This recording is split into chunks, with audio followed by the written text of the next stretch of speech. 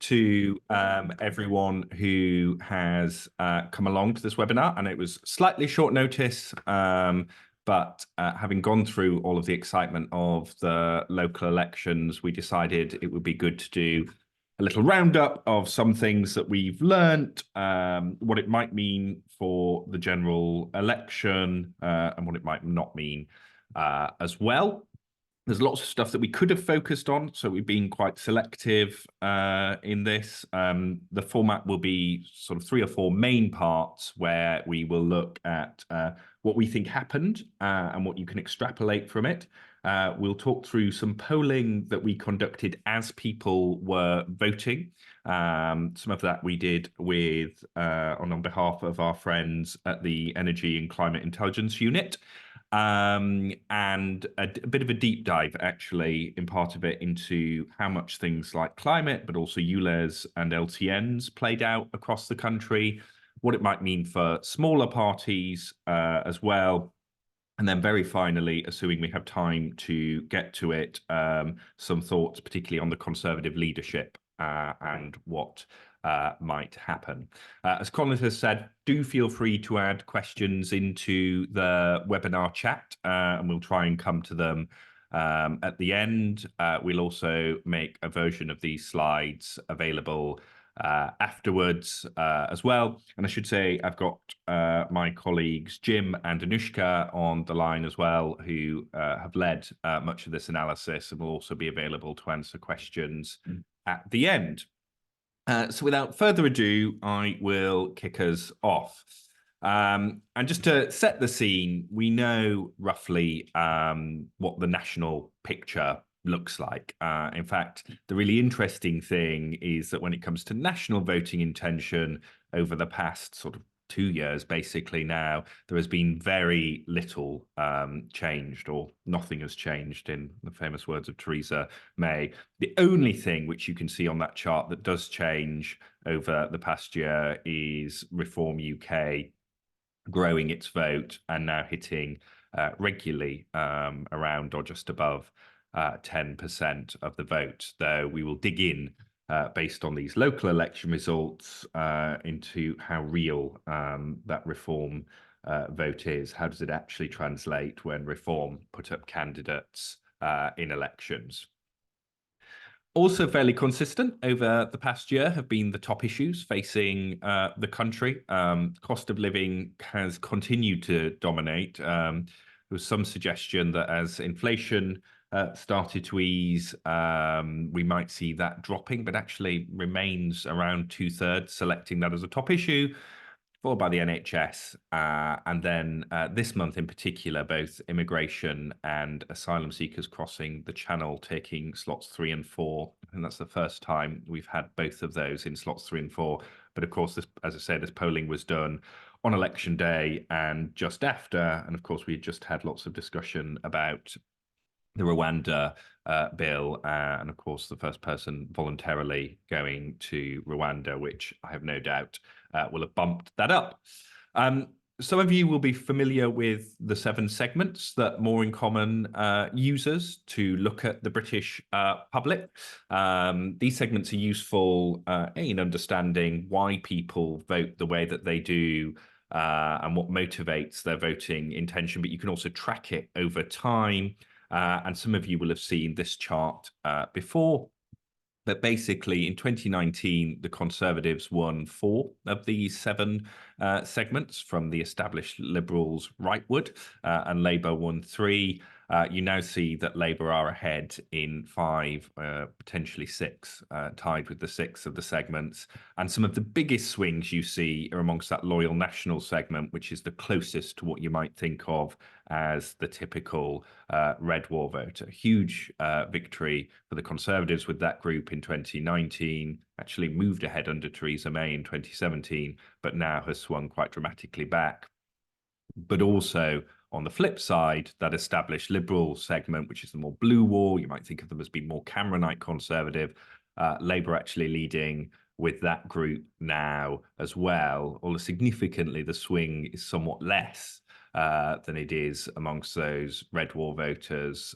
In part, we tend to find that's because more of that group approve of Rishi Sunak as Prime Minister and tend to think he aligns with what they want from the Conservative Party leadership. So all of that is just a little bit of scene setting for what we're going to go into in terms of the results. The headline you will have all seen, but I just put it up here.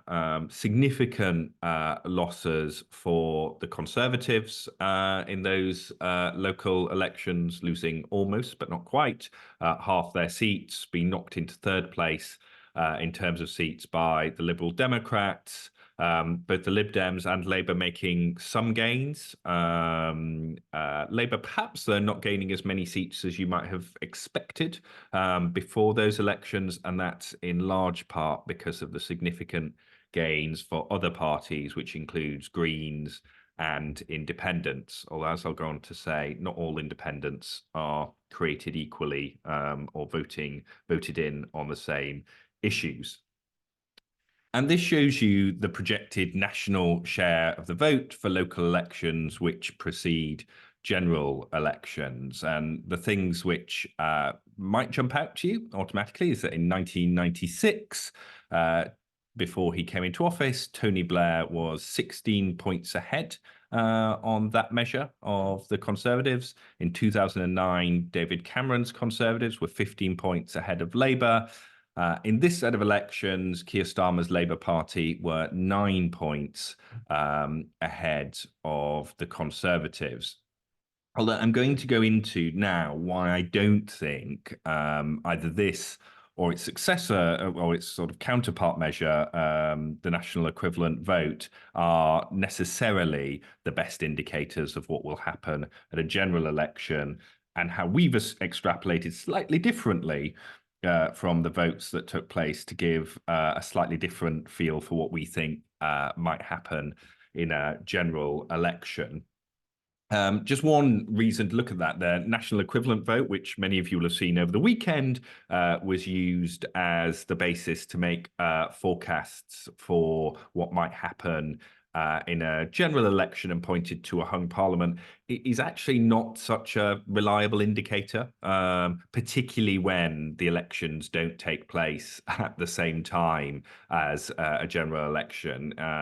In particular, during Labour's years in office, they tended to significantly underestimate Labour's next general election result and overstate the Conservatives, but also quite a long history of understating the Conservatives as well. I think both the projected national share and the national equivalent vote are very useful measures in terms of just understanding what happened at the local election. But I think this should give some pause for why it is wrong just to make a direct read across to a general election.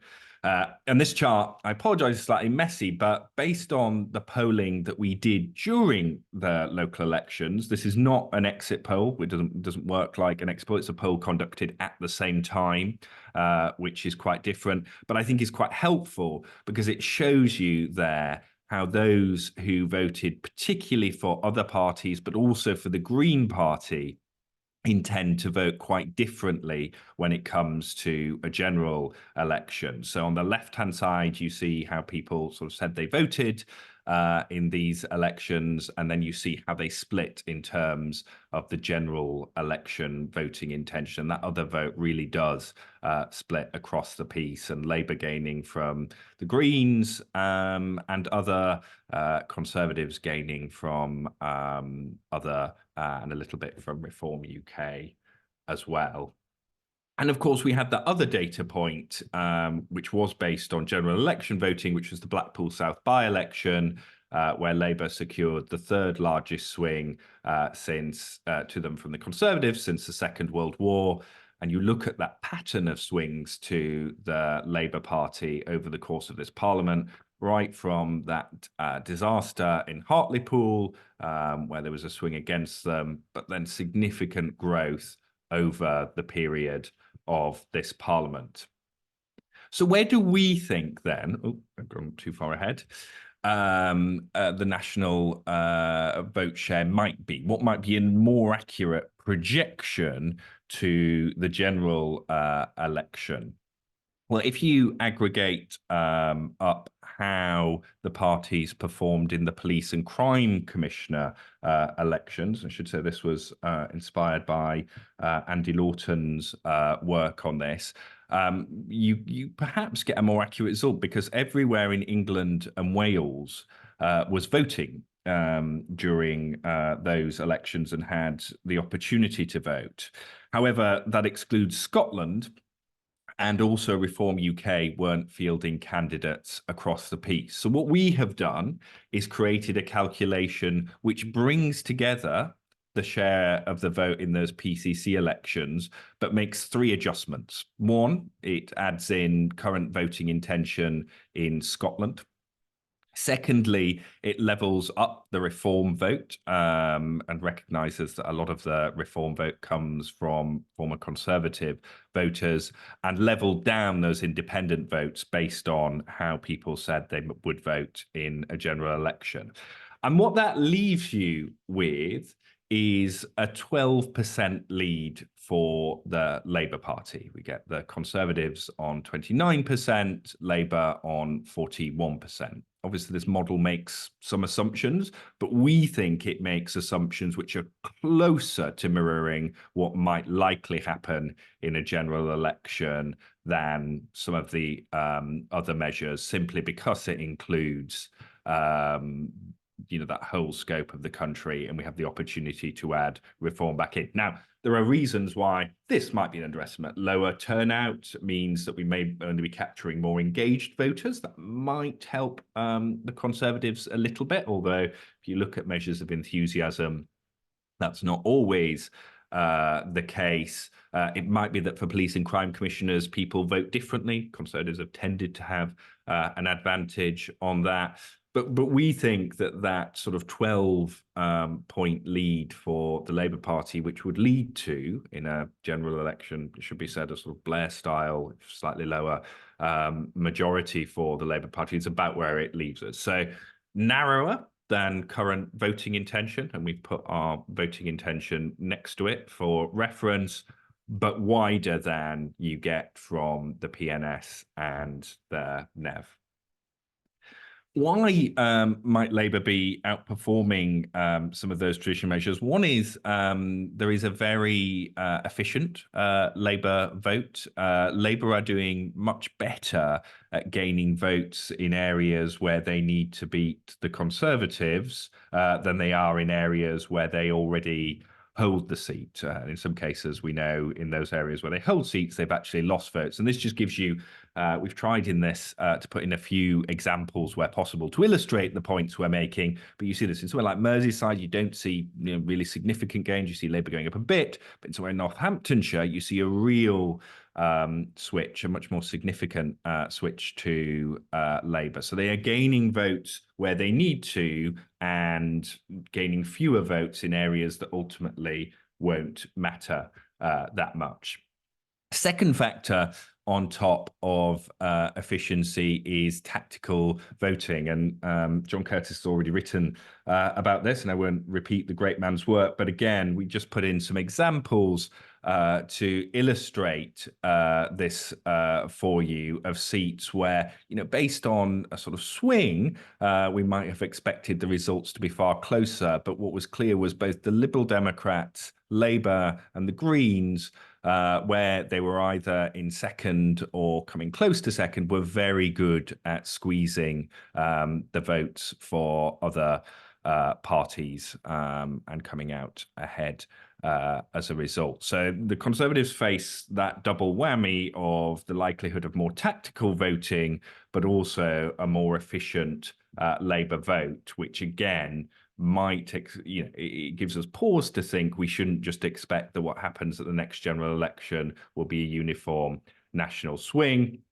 And this borrowed from our friend Will Jennings at the University of Southampton and the analysis that he performed. The other thing we know is that Labour are making those significant gains, or the most significant gains, in Leave voting areas where they really suffered at the last general election. So there is a bit of a sort of unwind effect going on where they are making the biggest gains in the places where they struggled the most at the last election, which gives them the potential to run the board much more. Although I should point out, it's not entirely a rosy picture for the Labour Party, and we'll go into that when we talk about the smaller parties. What about Tees Valley and the West Midlands? Does the overperformance of Conservative mayors there give any cause for comfort for the Conservatives? I think the thing to say is it is, despite narrowly losing and Ben Houchen in Andy Street's case and Ben Houchen winning, it is very clear that these two mayors had quite strong personal votes, far above what you would expect from the Conservatives in the region. And it was absolutely fascinating doing the focus groups we did in those two regions, where people would talk about the fact that they didn't really see them as, politicians for either party. They sort of got on and did what they did. They delivered. And in particular, people were impressed by the way they embraced things like, climate transition to bring in jobs. The levelling up agenda as well was a real plus point for them. They were seen as delivery people. And, there might be something for the Conservatives to learn if they do go out of office from them. Interestingly, though, in Andy Burnham's case, he got basically exactly what you'd expect him to get based on national voting intention. The East Midlands was more interesting, though, where you might actually, I said in advance of the local elections, I thought it was one of the most interesting races to watch, because the East Midlands is an area where there are lots of marginal seats. There was no incumbent. There's a range of different seats, more traditional swing seats, more Red Wally seats, a couple of seats like Rushcliffe, traditionally Conservative, moving away from the Conservatives. I said it would be an interesting one to watch in terms of telling you what you might want to know about the general election. And the interesting thing there is, Claire Ward quite easily beating the Conservative Ben Bradley by around 11 points, perhaps slightly lower, though, in terms of the Labour share than you might expect based on general election voting intention there. So the Conservatives slightly overperforming, but actually the biggest difference being made up by the share of the vote for smaller parties. And you can see why it is difficult to read across between what those mayors, incumbent mayors, achieved and what the local council, and what the party brand results were, just by looking at Hartlepool, for instance, in both the mayor election and the local council election. So Ben Houchen, by about 7 points, winning the mayoral vote in Hartlepool, but Labour very clearly winning the local council results. So people are perfectly prepared to do a split ticket here. This was very much, I think we can conclude, looking at this and other data points, this was about personal brand rather than party brand there. But finally, it's on this section also worth noting that, the local elections were not particularly high salience for lots of people. Again, this is only looking at those areas which had council elections going on. So ignoring the areas where there weren't council elections, only 20% of the public said that they had heard a great deal. A significant number, 4 in 10, had heard not much or nothing at all. The smaller parties were an interesting story of this election, and show you a sort of increasing fragmentation in local government. The Lib Dems are interesting because there's somewhat of a sort of mixed story for them. There are now some areas of the country, and I would say particularly the home counties, that blue war, where they are seriously threatening the Conservatives. And you see somewhere like Tunbridge Wells, which was a Tory bastion in 2010, moving significantly to the Liberal Democrats. Somewhere like Woking has always had a level of competition between the Liberal Democrats and the Conservatives, but then they're making big the Lib Dems making big gains at this election. And of course, Dorset in the West Country, perhaps the start of a story of Liberal Democrat West Country revival. But then there's a whole series of other seats where the Liberal Democrats used to be dominant, and these are particularly on the southeast and the coast, where basically the Liberal Democrats have been usurped by Labour. as the main opposition. So places like Worthing, Adder, Hastings, you see the Liberal Democrat vote almost disappearing. So it is not what we're not looking at is the same Liberal Democrat base as they had in the run-up to the 1997 elections. In some of those areas, now Labour are the main threat to the Conservatives. It does seem to have shifted, and there is particularly, I think, that sort of home counties focus for the Liberal Democrats. It was clearly a very good set of results for the Green Party. And what is interesting here is that we compared how the Greens performed in local elections to the combined MRP predictions. The various MRP predictions for these seats, we combined them together to get an average, and we looked at how the Greens performed. Now, it's worth bearing in mind, as we said earlier, lots of Green votes say that they intend to go back to Labour. But you can see there that, there is clearly a difference between how the Greens have performed. Something like Bristol Central significantly over performing. I think that Sheffield Central one needs something added to it to get back to. But doing perhaps less well in somewhere like Bradford West, where more of the Labour vote went to independents.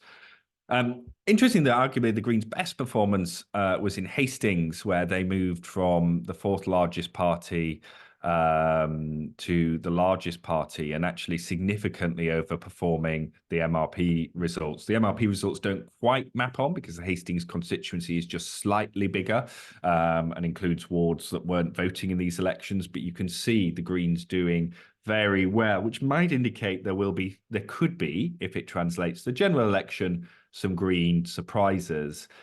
And it basically seems in somewhere like Bristol, what the Greens are essentially doing is shifting the whole of politics slightly to the Green left. So what you see is Labour losing seats to the Greens at the same time as Labour is gaining seats from the Conservatives and the Liberal Democrats gaining seats from the Conservatives. So there's just a shift in that Green left direction there. What about Reform UK? Well, we think these elections showed that Reform underperformed where you might expect them to be based on the MRP models that we've seen. Obviously, they only stood in around 12% of seats. But I think the interesting thing is if you look at somewhere like West Bromwich in the Sandwell authority, you see their Reform about 5% underperforming what you would expect based on an MRP there. Somewhere like Hartlepool, similarly, top target for Reform UK, which Ty's spent a lot of time there. Again, about 5 points below. So looking at that, we can say, well, Reform clearly can get votes. They are not going to be a factor in this set of elections. They've clearly, they can turn people out, and people even in low salience elections turn out for them. But perhaps they are securing slightly lower than you might expect them to do, given given what we're seing in the polls. You'd have expected them to do better in places like this. And similarly, Blackpool South. If you look here, what we did here, and this work done by my colleague Jim, if you map how UKIP would perform in by-elections based on how they were doing, the demographics of the seat, but also how they were performing in the national vote share, you might actually have expected, if Reform were matching that, for them to be in the sort of mid to high 20s. In Blackpool South, they were actually on under that, around 17%. So again, not nothing, and came very close to knocking the Conservatives off for third place, 117 votes in it, but below what you might expect them to do if they were as efficient as UKIP were at turning local election votes into seats. What might change that, of course, is the return of Nigel Farage, simply because whilst he is unpopular with the electorate as a whole, those who voted Conservative in 2019 are more likely than not to say it would be good for the country if Nigel Farage made a return to frontline politics. Again, this is from polling we did concurrently with the local elections. Finally, on smaller parties, we have the story of some of the independents who stood on a pro-Gaza platform, or that was a big part of their platform. And it's definitely true that they made gains. So if you looked at somewhere like Oldham, it tended to be that if a ward had more than 35% of the ward was Muslim, then those wards went to the Gaza, the independents standing on a pro-Gaza platform. But it is wrong to read across all of those independent gains across the country. In fact, actually, in Oldham, you had another group of independents who won seats who were standing on a sort of anti-establishment, almost populist right platform. They're gaining votes in places like Oxford. That group actually lost seats, and in places like Peterborough, actually the Peterborough First was mainly independent defectors from the Conservatives. So I think there is a danger. There is no doubt there was a significant group who chose to vote for independent parties standing on a independent candidates standing on a pro-Gaza platform, but it isn't the whole story. It's also worth saying that it's difficult to see many places in aggregate where that would tip the result in a general election. Analysis we've done before shows that if Labour were to achieve the swing they needed to get their top 100 target seats, their share of the Muslim vote would have to drop from 70% to 30% in a general election for them to lose just 3 of those target seats. And when you aggregate up constituencies rather than individual wards, they tend not to hit the level where you would imagine the independents to do particularly well. So I mentioned the polling that we did during the election campaign and on election day, some of it with the Energy and Climate Intelligence Unit. And what did that tell us about why people voted the way that they did? Well, again, this won't surprise any political veterans, but the number one local issue under control of the council that people voted on was potholes. Almost 50% of those who are likely to vote in the council elections said they did so because of potholes. For a third, it was housing, 3 in 10 council tax, and policing and crime were the issues there. When it came to the mayoral elections, and we polled in the East Midlands, in London, North East, Greater Manchester, and West Midlands, again, a sort of similar pattern, reducing crime by far the number one there, regenerating local high streets, transport and the countryside, and nature and energy measures there as well. But some interesting differences in how people who voted for different parties voted. So Conservative voters much more likely to say that they were voting on crime and potholes, whereas Labour voters more likely to say their vote was being decided by council services, local jobs and housing. So a difference there. But what unites them is that the issues that people were voting on tended to be the issues that also people think is worse about the area that they live in. If you look at that word cloud, we said, what's the worst thing about the area you live in? Potholes, crime, housing, roads are all up there. So it was clearly those things motivating people to go and vote. A positive story for local politicians is that people are in general much more positive about councillors than they are about MPs, particularly for the Conservatives, actually. Whilst, again, Labour wins or comes out ahead on all these metrics, Conservative councillors outperform MPs in terms of getting into politics for the right reasons, making the world a better place, and caring about the local environment. And interestingly, the public quite likely to say that they think elections for local councillors will have an impact on people like them. This jumped out to me. I expected it to be lower, but in terms of has some impact and has a great deal of impact, the same as MPs, although slightly more saying a great deal of impact. Police and crime commissioners, less so. In the London mayoral elections, there's a really interesting difference between those who were planning on voting for Sadiq Khan and for Susan Hall. For Susan Hall, it was crime that was number one on the list of why people went to vote for her, and that very much matched what we heard in our focus groups. For Sadiq Khan, it was more about his general record.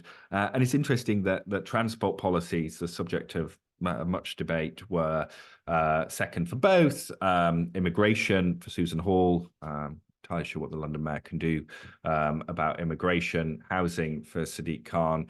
But environment, obviously, clearly very interesting, given the role that ULEZ and other issues have had for Sadiq Khan. It was a clear motivator. A quarter of people planning on voting for him cited that. Was actually much lower for Susan Hall, about 12%. And in general, actually, we find that we looked at how people voted, so which people were likely to vote or turned out to vote based on the issues that they said were most important.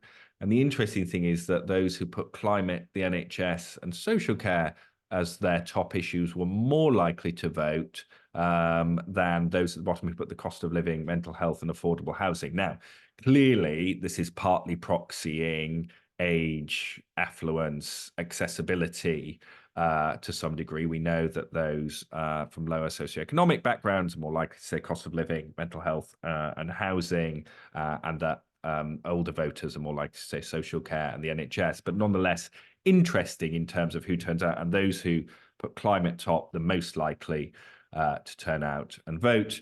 I should also point out in our issue tracking that crime has now reached its highest salience since we started tracking a couple of years ago. Now, hitting that top range of issues after cost of living in the NHS, so up there with immigration, climate, and small boats. Again, you feel this very strongly in the qual as well, a sort of growing concern about crime. Obviously, there's been a couple of high-profile stories, including that tragedy in North London as well. But there is no doubt crime is rising up the salience. We also asked people about barriers to voting. Now, I do want to put a bit of a health warning on this. This is self-reported. These are relatively low numbers. So I think it's more interesting to look at the trend than to look at the overall figures. But it's interesting. It did seem to be younger people reporting they were more likely to be turned away because they didn't have the right form of ID, that younger generation in particular, but also work schedules and not being on the register. So I would probably ignore most of the numbers under 3% in there, because there's something called the lizard man quotient we have in polling, where 3% will sort of select anything. But if you look at some of the higher ones, I think that does give you a little bit of a feeling for where lack of accessibility for voting, particularly because of work schedules, electoral register, and in some cases voter ID are having an impact. But I would be surprised if the figures that the Electoral Commission comes out with match that number of people who say they were turned away because they didn't have acceptable ID. I think what you can take from it is young people were slightly more likely to be affected. So moving on to climate, given it was a big feature in the build-up to these elections. Interestingly, very little difference between residents of Conservative, Labour, or Liberal Democrat held councils in terms of how they thought about the government's net zero targets. Interesting, there remains strong and consistent support across the board, and it just isn't polarizing. Again, this is another area in which we're very different to the United States, in that, it is residents of very different councils still support that net zero target. And I mentioned earlier the mayoral polls. It is interesting the extent to which protecting nature and countryside and energy efficiency come above things like, for instance, improving local education or even home building when it comes to priorities for those mayors. And we also ask people, what are the opportunities for your area? What are the areas where you think that they could grow? Renewable energy and clean technology actually coming out on top of that, above things like construction, hospitality, AI as well. And then finally, ULEZ. I mean, is this sort of, is this the dog which didn't bark? Did it bark? It is difficult to say, obviously, based on the election results. The public tend to be more supportive than opposed of ULEZ type policies. But it is worth saying that it is much more polarizing than general climate policies. And that loyal national group that I mentioned, that more red wall group, more likely than not to be opposed to it. And I think there probably is a lesson to be taken from ULEZ and the reaction to it about how you bring in these types of measures. And if ULEZ is seen as the template, you may keep overall support, particularly in somewhere like London, but there is a risk that you move from, those very high figures we saw earlier on to a much more divided view of public opinion, and you end up with a greater degree of climate polarization on it. So, there is no doubt. And for the thing with something like ULEZ that we particularly found from the qual is that if you're someone who is affected by it, you have an older car or vehicle, you are much more likely to be animated by it, as you might expect. We had a woman that we spoke to in Ilford who was furious that her window cleaner had put up prices so much because they had a non-ULEZ compliant vehicle. So I think there are lessons to be learned, in terms of how you bring in a policy like this as well. And, what comes out again from that qual is the sense that actually an approach to climate change that prioritizes, that ties in with what people see groups like mayors doing and wanting to do. So, bringing in new jobs, regenerating the local area, more popular than things which seem a bit gimmicky. I have to say, when we tested Sadiq Khan's commitment to making the Thames swimmable within 10 years, I mean, it was generally met with laughter. And you see that comment from Emma where she says, I don't see how it's a feasible promise. I can't see it, and it's not exactly Barbados, is it either? So it'd be a bit chilly for me, I think. So I think there is a need to think, our analysis is that people like Ben Houchen and Andy Street get these measures right in a way which builds local support and certainly do so better than Sadiq Khan has managed in London.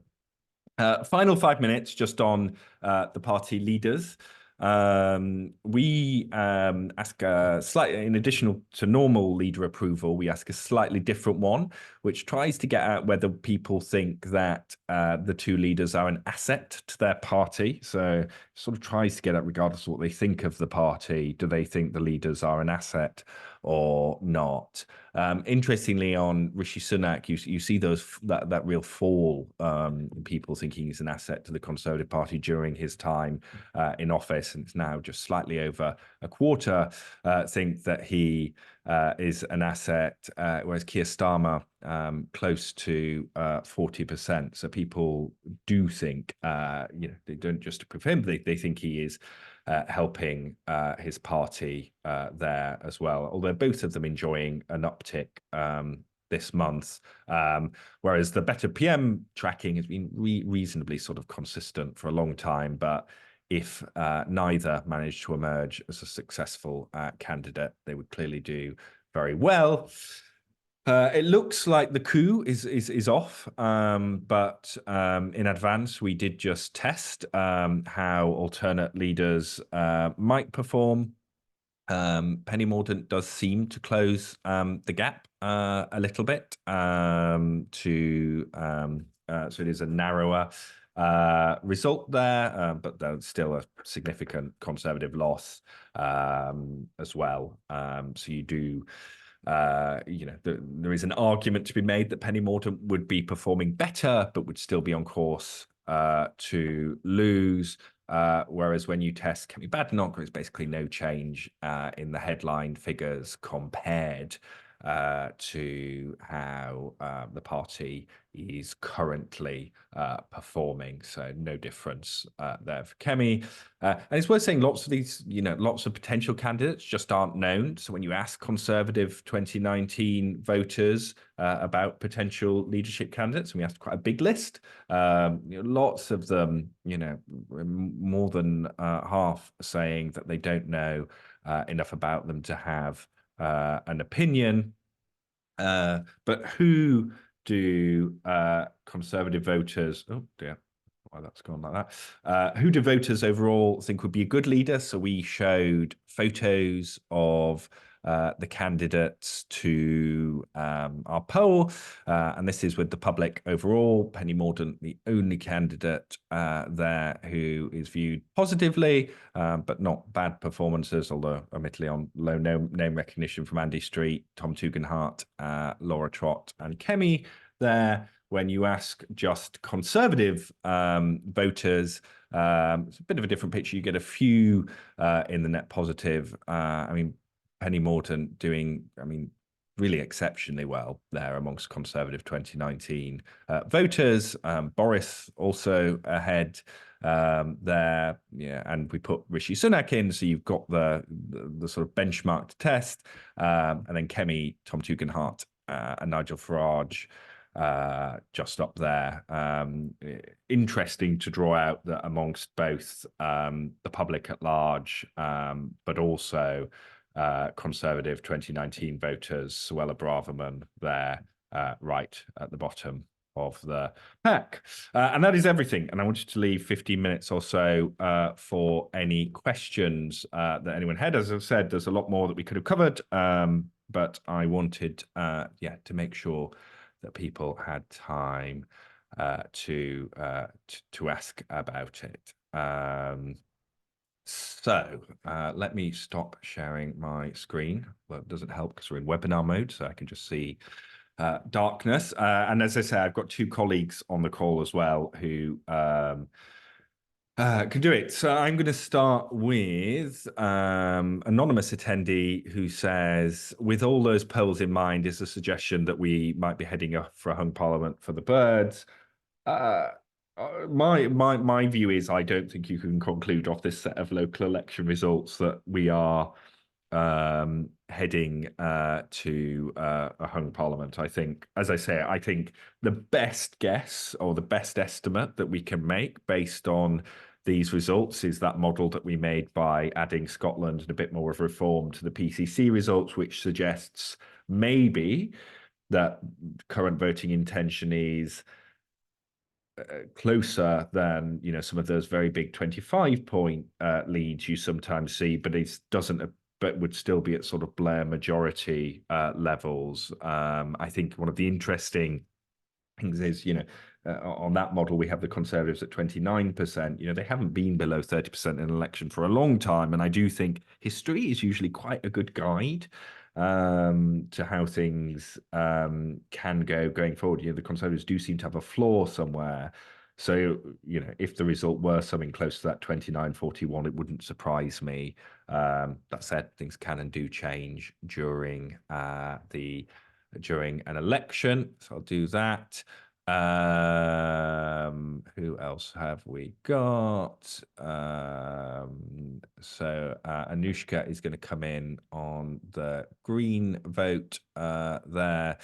I will come back to Helen on the double whammy. The survey results, yes, all of the tables will be on our website, and you can access a copy of this presentation. The double whammy we're talking about is one is the fact that the Labour vote seems to be particularly efficient. So that is, they are gaining more ground in areas where they are further behind and need to gain more ground, whilst making less ground or even going back, well, perhaps going slightly backwards, but in seats which are so safe it doesn't matter to them, and making less ground in areas where they don't need that much to win, and making more ground where they need to. So that's one element of it. And then the second element is that tactical voting element. It does seem, even in the absence, and it's a personal view, but I'm slightly skeptical about progressive alliances in general, because I think people like to vote for who they want to vote for.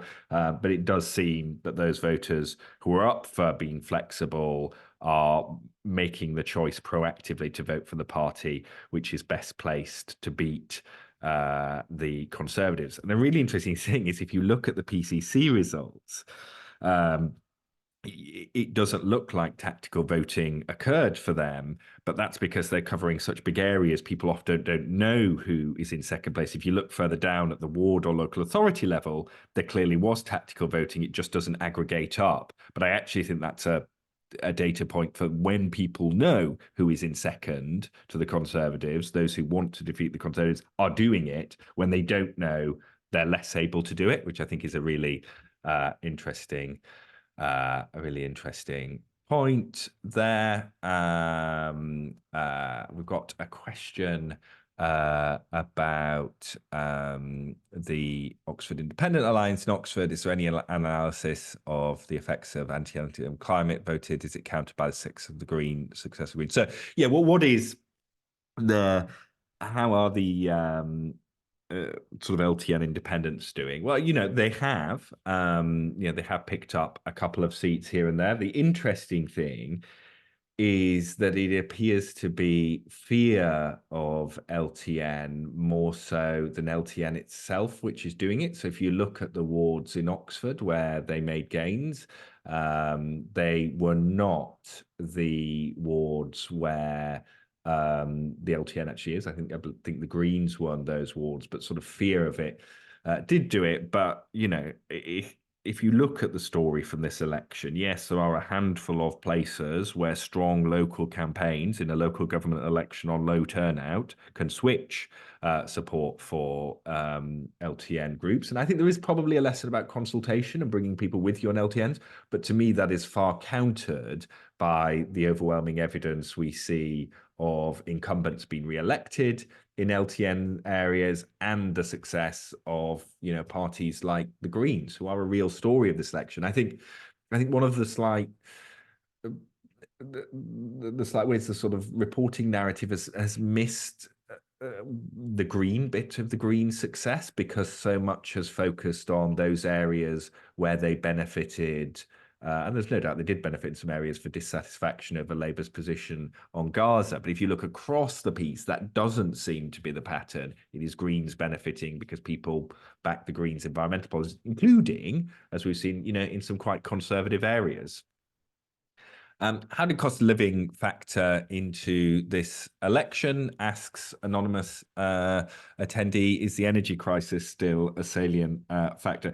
I mean, cost of living is the number one issue for people still. It is, you see it on that polling. 67% of people say it's an issue.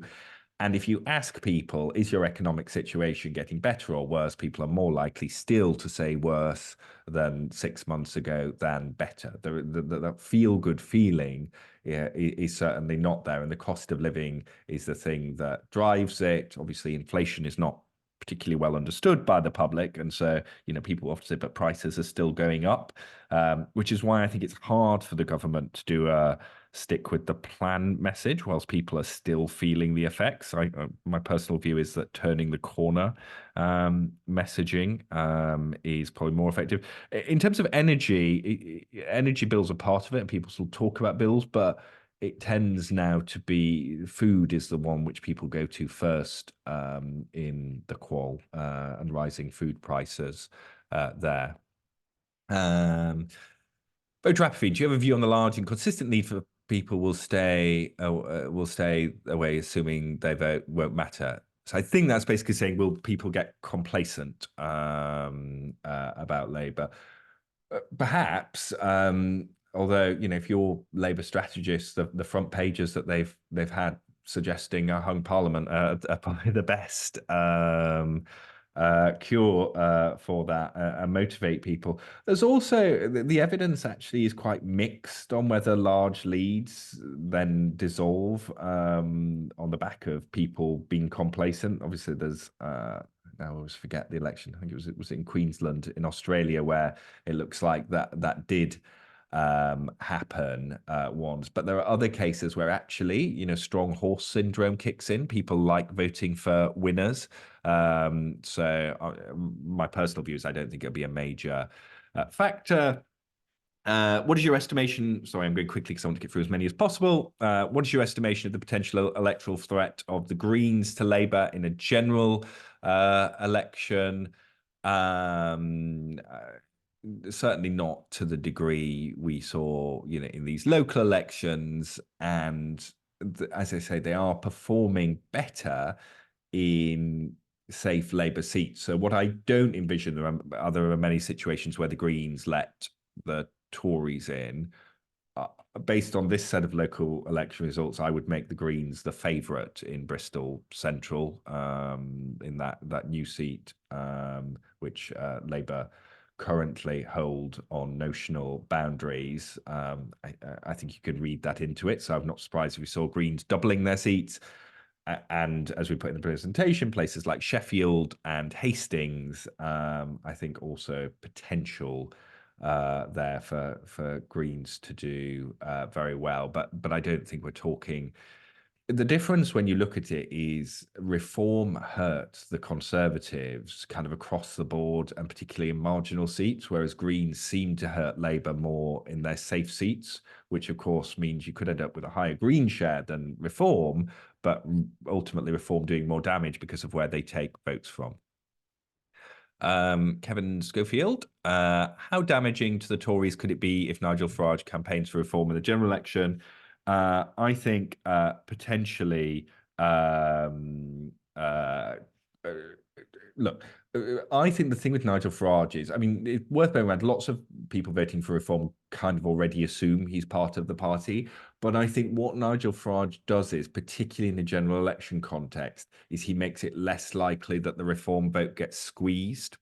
Because we know, Nigel Farage knows how to take up airtime, to command the agenda. He's done it very successfully in lots of campaigns. So I don't think, he necessarily turbocharges things, but it wouldn't surprise me if Nigel Farage were in the race that we don't see as much reform narrative narrowing as we might see if he doesn't get in and the Conservatives run this is a way to let Labour in by voting reform.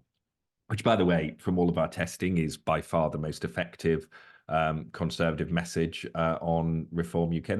They don't. Reform UK voters tend not to like the Tories, but trying to reform on immigration seems to just push up reform support and build support for them, whereas making the message about it being a straight choice tends to be more effective.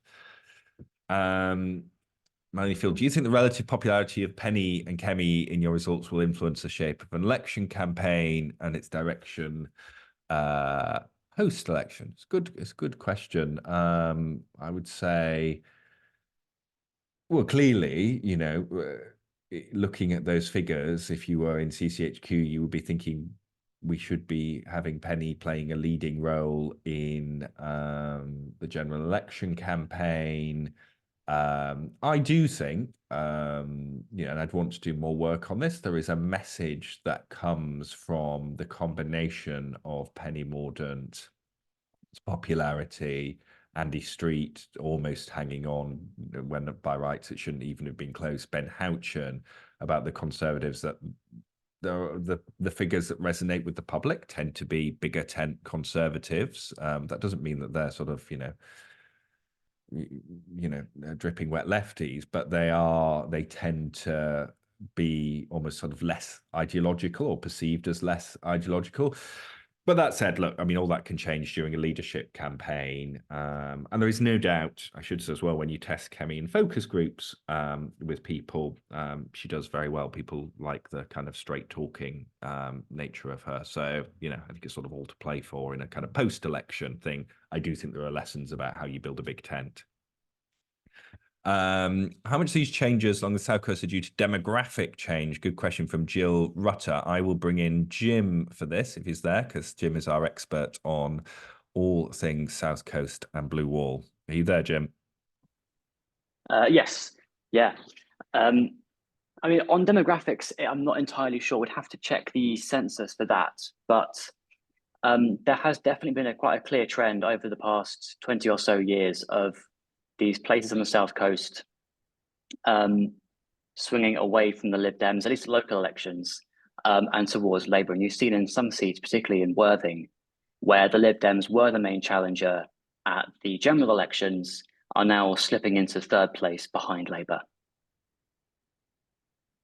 Great, thanks, Jill and Jim. And I'm conscious of time, so we're going to run out. I'm going to try and go very quickly. I think I've answered that on Bristol Central. I think, yeah, I would make the Greens the favourite in Bristol Central, based on the local elections. Robert Jemick has said, so now Winston Tory votes who are unhappy about failures to curb immigration and tackle extremism. Any evidence that?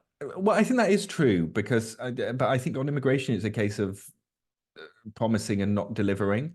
My personal view, and looking at some of the polling, is that they have made a bit of a mistake, or it may change if a full flight goes off and it acts as a deterrent, making Rwanda the be and the end all, rather than focusing on other things like the Albania returns deal.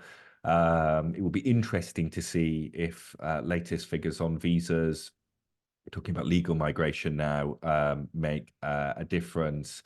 And I do think the extremism point is going to, there is no doubt it is salient. And I think some of the images from some of the marchers that we're seeing are resonating. And we found we've been tracking attitudes to the protests and the conflict. And there is a desire from the public for stronger action. They're not cancelling marchers, but certainly taking action against those who perpetrate hate. So yeah, I think it's undoubtedly what is driving some of the loss of support from the right. And when you ask Reform voters who were Tories, why are you voting Reform? It's because of failure to tackle immigration.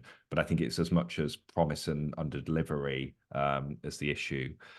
Kevin is trying to get me on the 95% figure I quoted last time about Labour winning the election. My assessment of the local election results hasn't changed what I think about the general election.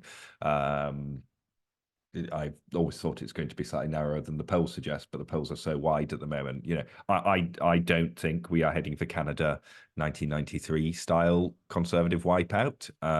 But there is nothing that at the moment makes me think it is much more likely than not the Conservatives go out of office. Zoe Crowther, Tories have spoken about the need to appeal to those who voted Tory for the first time in 2019. Is there polling to show how this group voted in the local elections? It's a good question. Anushka, I think is adding some context in there. But when we talk to this group a lot in our focus groups, probably the group we speak to most of all. And there is no doubt there is, I think the part of Miriam Cates's article that was dead on was there was this hope and optimism after Brexit and 2019 that they would be listened to, that levelling up would mean something, and it hasn't. And now trust in politics in general is much lower than it is. Some of that group we know are going back to Labour, and we can send the figures on this. Some are going to Reform, but the general trend is one of disillusionment. And Liam, what do you view the chance of a Reform Tory pact to get close to polling day? I don't think it's likely, but could be wrong. Cost of living is their number one issue. What do people expect? Much more government support, particularly for those who don't necessarily qualify for existing support. We sometimes get, it's one of the things Theresa May, I think, identified very well is the frustrations of the just about managing group. in society, and they will often say, "Oh, I feel like the very poorest get looked after, and I feel like the rich always get looked after. Who looks after me?" So there is definitely stuff there as well. People can be quite statist on what they want and cost of living. I think I would have to check, but we asked in a recent poll about capping food price rises, and even that was popular with the public. But they just want to see something being done. We are now just over 12, so I must let everyone go. Thank you so much for joining. I really hope that that was helpful, useful. We'll make the slides available afterwards, but please do. And also you can email me. I'm just on luke@moreInCommon.com if anyone has any questions. Thank you.